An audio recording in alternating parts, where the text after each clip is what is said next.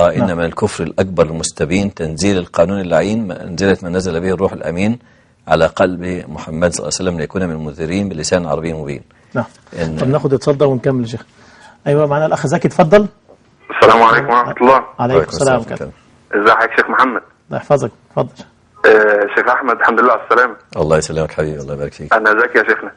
أيوة أخي زكي، زي الصحة حبيبي. ازي حضرتك يا شيخنا؟ الحمد لله على سلامتك. الله يسلمك. وحشتنا جدا وننور الشاشة. الله يكرمك يا ربنا يحفظك يا شيخنا ويبارك فيك. جزاك الله خير، ربنا يحسن لك يا أخي زكي. ربنا يشفيك يا رب ويعافيك وينفع بيك الأمة. آمين يا رب، جزاك الله خير. أنا مش عارف أكلم حضرتك فقلت أتصل بيك على الهوا بقى. ماشي يا زكي، جزاك الله خير. ربنا يحفظك يا شيخنا ويبارك فيك، دعواتك كده. ربنا يبارك فيك يا أخي زكي ويكرمك.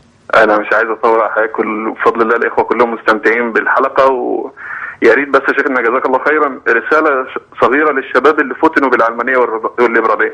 ما احنا هنتكلم عنهم يعني في معوقات الشريعة، ان المغترين بالافكار الناس المستغربين، يعني في شباب كتير اغتروا والناس راجت عليهم هذه الاكذوبة الكبرى ان الشريعة لا تصلح وان الامة لا تنهض الا بالقوانين الغربية والمبادئ الديمقراطية فنتكلم عنها ان شاء الله بالتفصيل باذن الله. ما كانش في الحلقة دي، في الحلقة المقبلة يعني.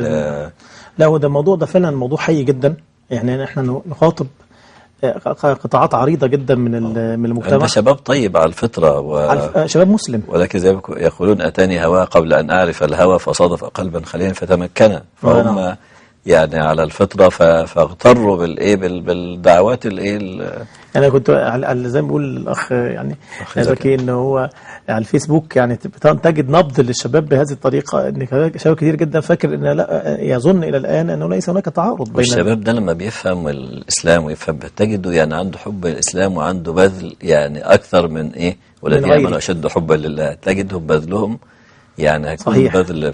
فإحنا يعني لهم حق إن إحنا نبين لهم ونوضح لهم ونأخذ بأيديهم حتى لا يضيعوا أنفسهم، لأن هذا ضياع. ما فيش شك أن الواحد يعني يتعصب للقوانين الغربية المنافية والمضادة للإسلام من كل وجه، وأنه يقف في صف الذين يحاربون الشريعة ويروج لهم ويقبل كلامهم ويسيء الظن بدينه وإسلامه وبالدعاء المخلصين. ده هو شيخ ما في حق في الحقيقة دعت إليه هذه المنظومات أو العقائد أو الأفكار، ما في حق دعت إليه إلا وفي الإسلام ما هو خير منه.